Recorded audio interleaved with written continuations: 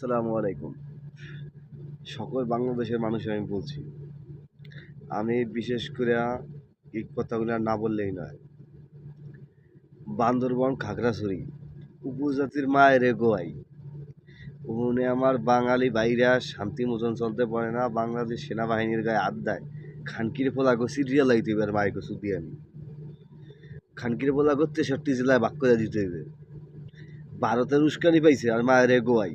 ভারতের উস্কানি পাইছে। খানকির পোলারা কয় আমাগো কি বান্দরবন, খাগড়াছড়ি লাগবে, পাহাড় লাগবে। পাহাড় তোর সাউয়ার তোর মার সাউয়ার মধ্যে দিয়ে বইরে দেবো পাহাড়ি খানকির পোলারা।